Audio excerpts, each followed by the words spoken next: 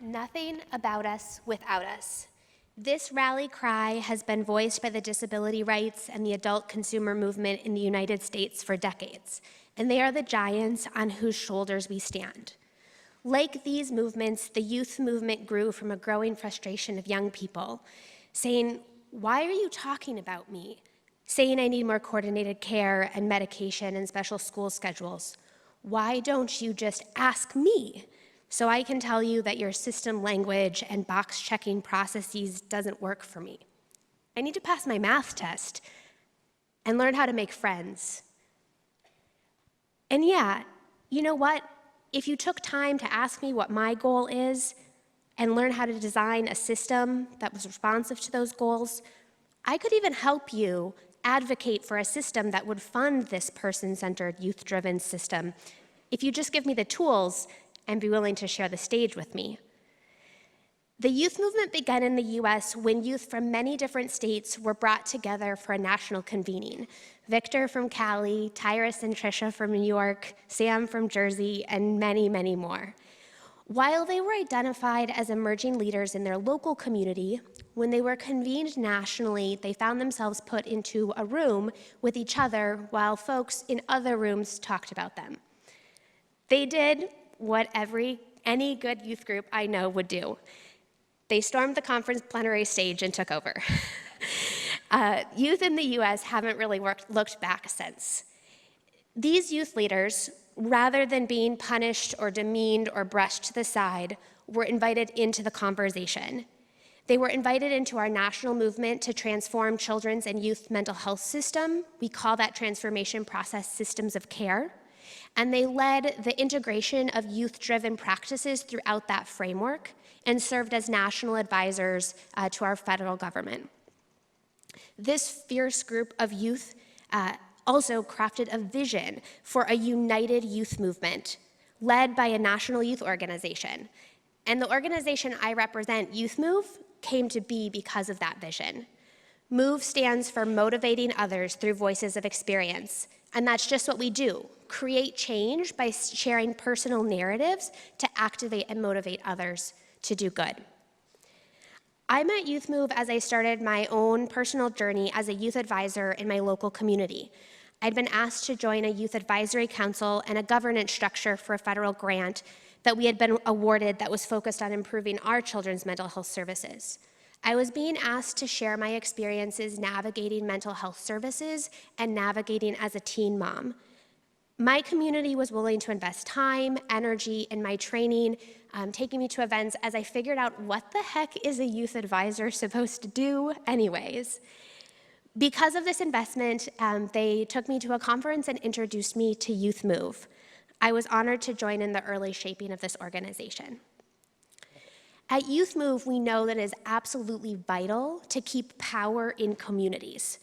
We could never accomplish our goal without community-based engagement and individual connection in youth-to-youth space. We also knew that strategy and united might was going to be necessary to maintain long-term change. To reach our vision, a vision where youth are individuals and not numbers, where youth stand in partnership with others, and where systems have been transformed to meet youth's needs. To reach this vision, we need the following. We need activated self-advocates, youth who have found their voices to say, this is what I need in my treatment and care, these are my goals and how I need your support to get there. This activation of self-advocacy doesn't happen without intention or support. It needs the intention of a system to be nimble and responsive to youth-guided goals, and it needs support for youth to activate their voice and learn how to be a self-advocate. For us, that means we provide youth engagement training for system providers, and we provide co-designed, co-facilitated leadership and advocacy training for young people navigating care. To reach this vision, we also need strong, robust peer-to-peer spaces where youth can be fully accepted, build a sense of belonging, unite and share power, and scheme to make change. For us, this is the work of our youth-run chapters, currently active in more than 30 US states. And finally, to meet this vision, we need a united together mechanism to strengthen voice, offer support focus on building capacity in the movement, setting best practice, and pushing campaigns. That's the work of our national team. Youth voice is absolutely central at each and every one of these points. Everything we do and why what we do works is because young people are sharing their personal narratives in order to make change. Why do we do this? Why do we choose to operate as a youth-run organization? Why am I so darn proud to report to a board of directors, specifically an executive committee that is made up exclusively of young adults? Because when youth are involved in actual change-making, really beautiful things happen. When we invite youth into decision-making, policy-setting, leadership roles, we know that 3 things happen. Organizations and agencies that invite young people into these change-making roles write different policy. They change the rule book for themselves based on what they hear from young people. We also know that organizations' culture shifts when they invite young people into co-decision-making roles. Organizations change the culture, the way they operate. People show up and do things differently in their roles after they hear from young people. And finally, what I'm most excited about, we know that the young people that are invited into these change-making roles, they change too. The opportunity to be a co-designer and a co-decision-making in organizations and systems increases a sense of self-efficacy, increases an awareness of how the system works and why it works that way, and increases a young person's sense of community. It makes them feel like they belong. Youth advocacy experiences for self and for others are showing some of the same results that we desire to see for young people in care. If by finding and using your voice to make change, you increase your sense of belonging, you feel like you're a part of community, you have a greater sense of ability to succeed, well then this type of change-making should become a part of a young person's services and supports. And I would argue the system should pay for it. I'd like to go back to those 3 levels that we feel like we need to see youth engagement happening in order to reach our vision. The first is at that individual level, the action of emboldening young people to become advocates for themselves. Self-advocacy is the entry point for the movement. First, learning to use and strengthen your voice to meet your own needs, that's step number 1. From this stems the ability to move on to share your voice of experience, to make broader systems change and advocate on the behalf of others. I believed that at some point I would be able to set my self-advocacy tools aside, that I wouldn't need to do that anymore. And that just hasn't turned out to be true. Returning to self-advocacy skills again and again are a must in this work. When a young person is heard in their own care journey, it means that services and supports are tailored and responsive to their individual needs. There are many advocates here today that are calling attention to intersectional identities. It is incredibly complex to think about creating a system that will meet every variation of young person that you will meet, if you think about young people in some sort of matrix or checkbox list. It's significantly less complex to create a system that is youth-centered. Providers and family members have key roles to play in centering care around the voice of young people, returning again and again to those questions of what are your goals, what do you need, what will be supportive to you now, and secondly, just generally getting out of the way. This often means we have to set aside our own personal goals and focus specifically on the needs of young people. This also means that we need to invest in training for young people themselves. How many of you went to school for the job that you hold right now? How many of you are required to attend continuing education to stay in that job? You didn't just wake up one day with all of the skills ready to do what you did. You got training and support and investment, and our young people deserve this as well. As youth develop self-advocacy voices, many become interested in advocating on behalf of other youth. I am not alone in saying that time and time again I wanted to stay in youth advisory spaces because I wanted to make sure that change happened so no other young person would have to experience the pain and stigma that I experienced. This impassioned youth voice is vital in the work of provider agencies and organizations. Through very rich efforts across the nations that we represent in developing youth advisory groups and councils, agencies across our nations are shaping practices by engaging, listening, and following the direction of young people. This is super exciting. I talk about this level of work in that sort of second layer, that youth engagement is needed in our provider agencies. There are many ways to support the efforts of agencies in developing youth best practices. One thing that youth advocates in our network are excited about was the creation of an assessment called the YVAL, or the Youth Voice at the Agency Level. It started off as a youth activity and quickly became a deep partnership with researchers. We were asking young people to identify all of the ways that an agency could authentically engage young people. Like, what are the things that an agency would do that you would say was good youth engagement? They created a very long list. I'm a fan of strengths-based reframes. We use them a lot to take statements like, an agency should never have one person on an advisory council and expect that young person to speak for all youth culture.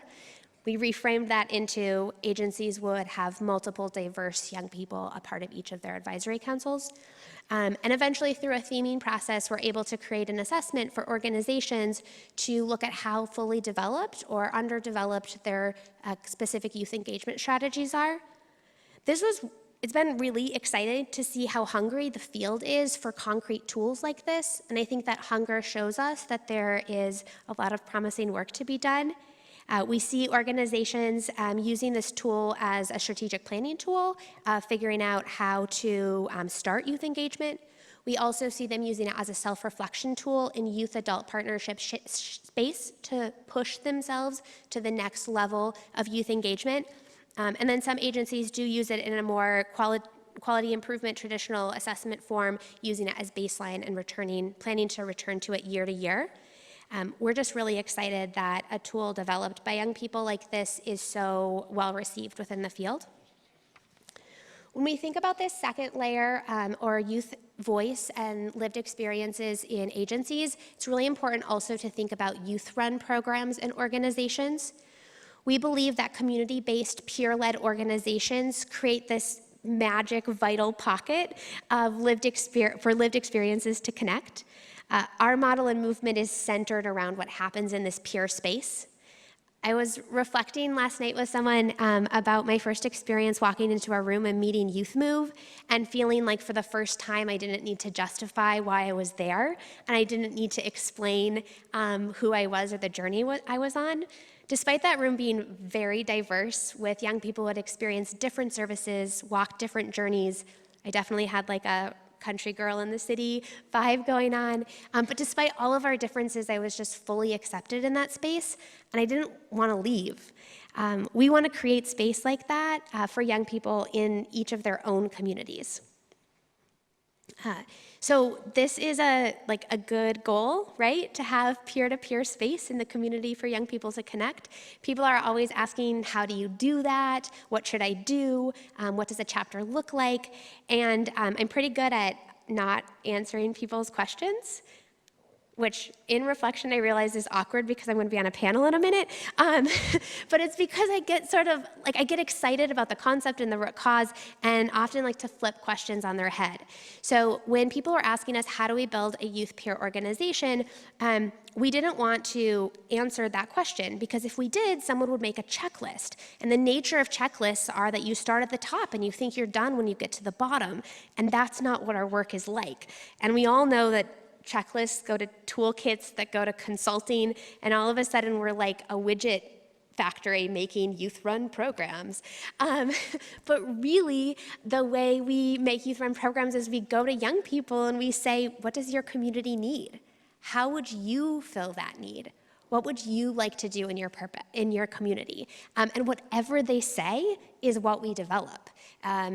So instead of asking how to do this, we asked the question, why do this? So we asked our chapter leaders through a youth-to-youth interview process, why does your chapter exist?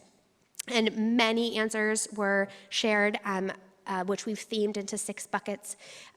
Everything from peer support, informal to formal peer support delivery, to personal development, to leadership development, all about building up young people to social marketing and awareness building, which is code in our country for we bust stigma, which I think is universally something that our groups do. We also have chapters that do community involvement and advocacy, young people essentially saying we are a part of our community, we belong here, we'll do community service, we'll unite around issues that are important to our young people. And the final bucket, which is recreation and peer networking, we have fun, which is a key ingredient. I'll take a stab at a joke that might translate internationally. So I say all the time that pizza isn't youth engagement, but youth engagement has pizza. Does that work? Okay, okay, cool. And so that fun is a vital part about why young people keep returning to the work. These youth-run programs and peer spaces employ young people who started as self-advocates, who grew that passion to help other young people, and then we braid the multitude of youth experiences as individual advocates through participation in agency, advisory councils, et cetera, and youth-run community-based programming. We braid that up nationally to affect national change. We're seeing really exciting shifts that show us that systems are listening to us, some in small ways and some in big ways. It's really important to have this national space to focus on youth engagement, particularly youth engagement that shines a light on lived experience stories, and we continue to push for change. Nationally, I think about our work as sort of facing in two directions. So direction number one is to our federal partners. How can we push policy? How can we set expectations for where funding goes and direct funding to what youth are asking for and indicating that they most need? The second direction of our national work is to focus back on the community-based youth-run programs and to support building their capacity to continue to sustain programming in their local communities. Many of us that are working at the national level today have grown through that self-advocacy journey, served on young adult councils in provider agencies, run youth-run programmings in our community, and we're so excited and proud to be able to braid not only our own lived experience, but the lived experience that we see of the voices across our network to continue to make this national change. We have seen through the fierce advocacy of youth leaders, youth engagement move from a could to a should, with many more youth voice requirements being made federally for our system. This work, this youth engagement work, is not easy, nor do we have all the answers, but we are super willing to be on the journey with each of you. What do we need to do next, right? What's the action for us? And I think the answer is we need to listen to young people, which sounds easy, and tell people, say, wait, what? How do I do that? I should do that right now? Yeah. And we believe that there is a role for everyone in listening to young people. Listening to young people's stories and making change from what we hear. We all have a role in this process, and we have a role in keeping youth engagement from living on a checklist to making it alive in our real lives. To do this, we need to, when we go home, we need to pull out at least 2 chairs at every table we sit at where we have decision-making authority, and we need to invite young people to sit in those chairs. We need to invest time, money, and our energy in building the capacity of young people to join us in transforming our systems. And most importantly, we need to learn how to share power with young people. There is so much need and room in the youth movement. Please join us. I'll say it again. We all have a role. Open your door. When you go home, literally open your door to young people. And if you don't open the door, know that we'll be training young people on how to kick the door down. I have heard and have often said that youth are the future, but I'd like to challenge you all to shift with me on this one, to youth are the now. And we welcome you to join us at the change-making table.